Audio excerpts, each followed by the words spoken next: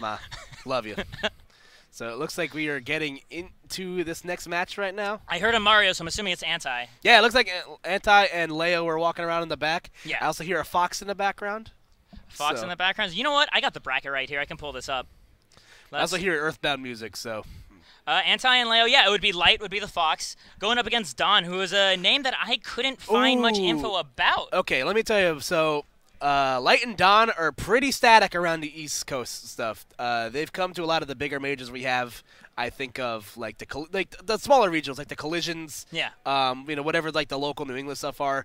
They're really good in teams, man. Don, like he doesn't shine as much in singles. Like that's still a work in progress. But that's kind of the thing. There's players that just when you put them together as a team, they click. And Don's one of those players, man. His Mario is really really nice. So. We have a similar thing in NorCal, actually. Luis, one of our best Mario mains, he teams with a player named Smurf, who almost never enters singles, like, at all. But as a doubles team, they're, like, top 3 in our region. Like, they actually win every single regional. It's just, like, they click really well. They're great friends, so they're able to make it work. Yeah, sometimes it just works. Like, one's easier to translate over than the other. And, like I said, it's worked out for them. I'm excited to see how they go up against the likes of Anti and Leo. Yeah. Obviously, two players that need no introduction. Anti, a really good teams player himself. Oh, yeah. So, and Leo obviously needs no introduction. He's one of the best teams players in the world. I think statistically he might be the best doubles player in the world at the end of Smash Bros. Because like I remember like last year he only lost 2 doubles tournaments in America. That's true. Yeah. Yeah, it was like Frame Perfect Series and then his own saga because nobody wins their own saga. Poor guy.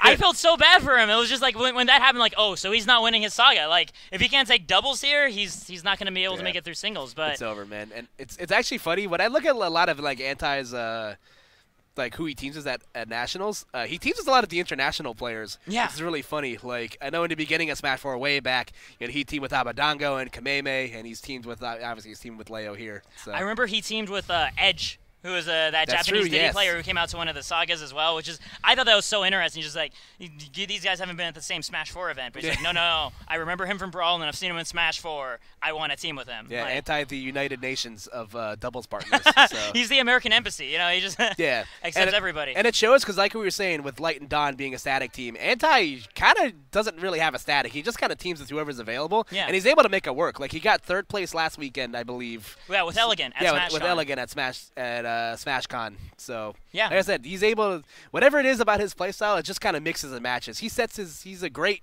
player to set you up for success. I think a big part of that is because like he decides who he wants to team with before the event, right? And he reaches out to them. So like that means he kind of has a strategy in mind. Like for example, with Elegant, like I know what Elegant can do off stage. I know how it gives people. I can set him up for that, right? And just sort of he goes into these having an expected chemistry he wants to go for. Yep. Whereas Don and Light, they kind of like homebrewed their own chemistry for like the past 3 years. I think it's going to be really interesting to see like who ends up winning here. Is it like the pair that's knowing each other like back to back for years on end, or the 2 amazing doubles players but who have never teamed before until this event? So it's just going to be an experiment. Oh, that's interesting. I didn't know if they'd never teamed before. Not to my knowledge, because up until now, Leo only teams with like Javi and Como, right? Yeah, that's for the most part, yeah. Como isn't really coming to the U.S. anymore. No. And he's not teaming with Javi, so like he's recently been branching out. I know he teamed with like Cosmos. He teams with Cosmos at SmashCon. Yeah. And Evo did not have teams to my knowledge, but I've tried to think of past nationals off the top of my head. It's all blurring together. There's a lot of events that have been happening in the last few months. I guess it's been a long, fun summer. So. Yeah, man, it has. Shout out to those of you who have to go back to school in a couple of weeks. So. Suckers. Nerds. Even though we're a bunch of grown-ass men, having to go back to work on Monday. Hey, we're not going to – or just playing Smash Brothers as or true, or yeah. That's what I was thinking is just like we're going to not look at that age difference, right? We're not going to look at the fact that a lot of the top – like Leo's like almost half our age. We're not going to address this. You know what I was doing when I was 16, G-Pick? Not making money playing video games. I was losing a lot of money playing video games. I was playing like World of Warcraft and stuff. Yeah. I think I was trying to get a job when I was 16. I don't remember. You were ahead of the curve as a 16-year-old then. Nicely done. Yeah. Trying to. Yeah. Ma wouldn't let me. So. But yeah, it's crazy, man. It's only gonna get better as the game as we move into another game. Like a lot of. You've seen near the end of this game, a lot of the top players are young guys. Even the older, like Tweak's like 21. Yeah. So around that area. he's still relatively young. Like, that's crazy. Yeah, it's I mean, every new Smash game, of course, there's the new generation of youngsters who picks it up for like Christmas or whatever, and they play it, and like eventually there's gonna be a sub that's like, oh, I'm pretty good at this. I want to see how good. If you ever want to pick a bad time to play on for Glory, Christmas days and like the days following suit, some of the worst days to ever play on Wi-Fi. It depends what you're looking for. If you're looking to like destroy a young child's dreams, and like if you feed off their despair, it is the best day. Oh yeah. But then if you want like good, high quality competitive practice, yeah, it's the worst time. Yeah, it's either the Red Wedding or it's, you're in for a bad time. So. It's the funny thing is, like, if you're looking to cause like despair and you go up against somebody else looking for the same thing on that Christmas day, it's like, come on, we're just wasting each other's time. Let's go SD so we can reach the children faster. Yeah. Wow, this got dark. Yeah, that's a great way to put it. The commentary at an event called Shine should be brighter and happier. There we go. Let's talk about the game instead. Yeah, so we got a bunch of abbreviations on the left side of the screen with Immortals and Razor Anti and Echo Fox MPG MkLeo going up against MPG Light Don. So, like we said, because there's no Cloud at this tournament, you're going to see Leo probably favored a lot more than Bayonetta. Out of the other characters that he plays. Rightfully so. I think Bayonetta is probably, like, again, a top 5 doubles character. Especially, and with Cloud not on display, it's going to be a lot more apparent, as you've seen on stream so far. Yeah, we're going to have double Marios on the stream with Light, or with Don and Anti. So far, not too bad of a start right now. Leo looking, leading the most. Yeah, 108%. Yeah, just trying to set him up with that grab, and Don gets the up smash. Just needs to keep Anti busy enough for Light to make it back to stage, and he does the job, right? He took damage, but he just wants to keep him busy. That's what you got to do, man. You got to be the fate. Live bait always works out the best. And it's going to be a rough spot for Don right now. Just not have a jump. Get good chase right there from Leo. Just watches and makes sure that his eyes didn't trick him. That Don is going to die right there. Okay, now Anti still on his first stock, but sitting at a high percent. Everybody else hanging close on the second stock. That's going to be a witch time coming out for Leo. Yeah, Leo doesn't find anything too big off of it. And I kind of like the roll Anti. Oh my god, Don just stopping that entirely. I was going to say Anti is like holding back in a support roll, trying to stop, tank that stock. Don just took it right from him though. Yeah, really great court vision there from Don going for that forward air. And they kind of needed that. And right now, things are looking a lot closer than you would seem to look on paper.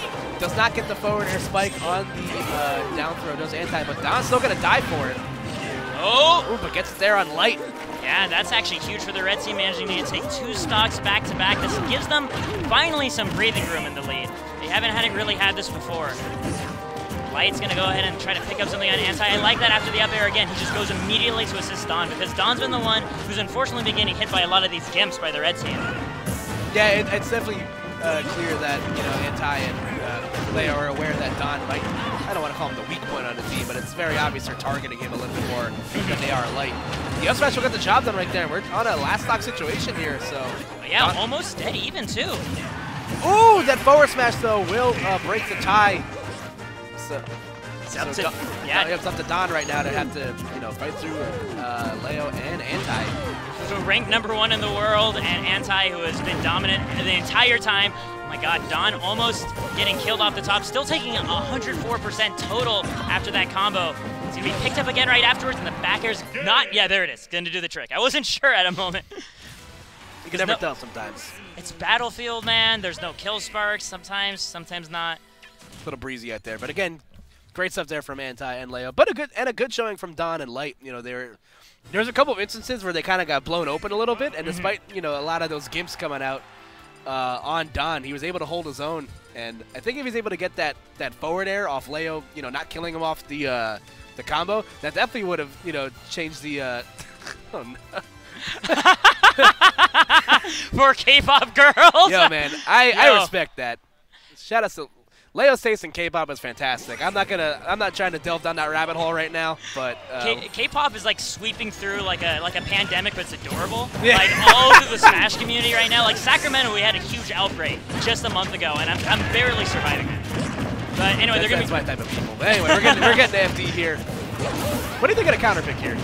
So FD is usually where I think of in terms of like a juggler's paradise, where you're expecting to get in and just keep the other guys from landing really well. And given the fact that the green team has Fox, you know, they have the ground speed to be able to cover that up. I think the real question for me is how well Light's going to be able to stick on top of Don so that punishes on him don't get out of control.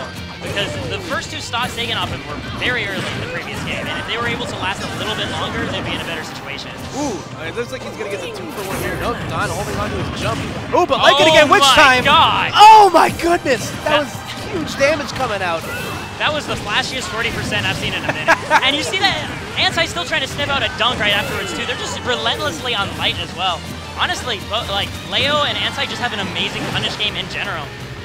Yeah, that's kind of the beauty about both these players. Like, they're so good at smelling, like, again, the Constantine smelling the blood in the water, knowing when to push your advantage or when to kind of lay back. And that was a great instance of pushing your advantage. Just look at how much damage Light has on the second stock already. Okay, that was sick, though. Getting an up air right off of the back there, knowing that the DI was going to be high in that situation. Yeah, that was smart. Okay, Green Team has some stage control now. That tripped? Excuse me?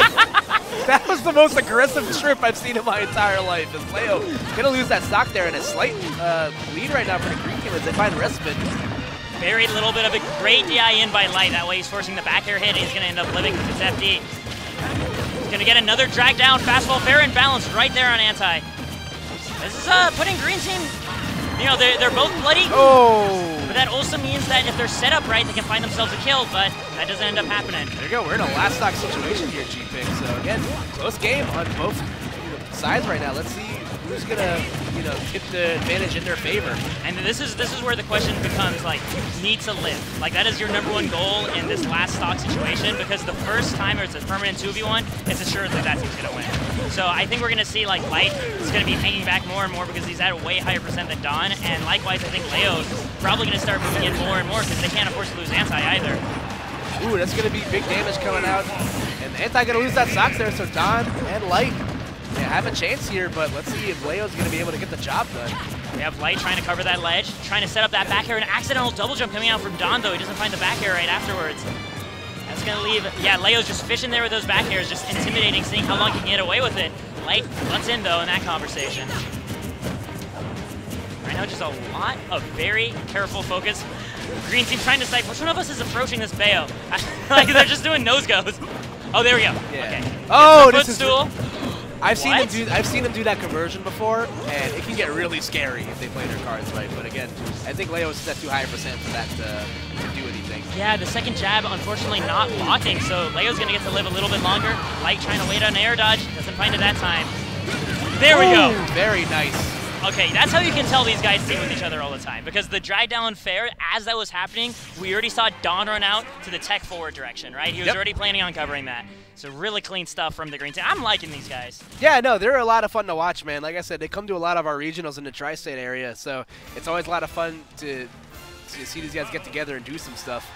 And the Juggler's Paradise coming out, you know, very nicely right there on FD. So let's see where we'll be going to this game 3. It's Town and City. Going to be getting very short ceilings, which I mean, honestly, everybody on the screen can kill off with short ceilings. So it's going to be pretty interesting. I think more likely than not, it'll probably be Leo benefiting. Yeah, I feel like the dynamic is weird, like when you have multiples of the same character on different teams. Yeah. So, like, you're not really going to be able to get, like, a clear-cut advantage, like, somewhere else. Because, like you said, the way that these characters function, they're going to be looking to kill you vertically more often than not, so. And plus, like, it's shorter side blast zones here, too. So it's interesting because Red Team has had so much success in their edge guard game, so the smaller side blast zone actually isn't really going to affect them because they were probably going to be killing at that distance anyway, you know what I mean? Like flying off stage and getting the edge guard. Don almost flying off the top again. He gets so close to dying to Leo and then escapes at the last moment out of these combos. It's so terrifying. Yeah, and again, just getting a lot of strong conversions right here, but still the percent lead in the favor of the Red team right now. Great tech right there from Light. He's so good at doing that. You gotta be as a Fox main in this day and age. Great response by Light. He just goes ahead, calmly gets up and sees the witch time, gets the solid punish. Don immediately runs up trying to prevent that forward throw. Barely not going to happen. He's still, out there trying to disrupt, but can only keep one person busy at a time. That edge guard from Anti was very, very nice. Just getting enough of the flood to, to push Light back to force him to use the Firefox. Again, when you're able to make that recovery as linear as you can, this makes things so much easier for you. And there we go, the classic, the down air to the up smash will get the job done. And Leo gonna miss the down air. That was a filthy setup too, just drifting into Fox as he's charging the Firefox to ensure that you can maybe connect a dare right afterwards. Yeah, we've talked a lot about the Bayos that are here this weekend, man, but Leo's Bayo is nothing to scoff at either. Oh yeah, this character's broken.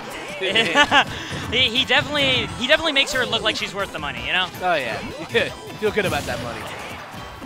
Oh. And Don getting picked up, unfortunately, by a few of these straight hits. But otherwise, the percent's super close. We have Leo at death percent. It's just a matter of, I think that's what Light's trying to sniff out right now, is waiting for his one moment to go in and take that stock. And Leo's not giving him any clear opening. There you go, the up smash at a shield will get the job done. Don on his final stock. Okay. Anti-going for something cheeky out on off stage right there. Honestly, the fact that Light was ready and didn't commit any options into the wall of water was really good on him. Again, up smash not killing. Very surprising to see that there. And again, Leo, just knowing that he's near the end of his stock right here, just kind of playing coy, playing a lot of keep away, not giving Light or Don a chance to hit him. Like the only time we see him go for anything with like more commitment than back air is when Anti's standing right next to him and can like protect him if something goes wrong. Other than that, we're just seeing lots of back airs. Oh, there we go, a witch time as well. Oh, that was so smart! What the? What? That was...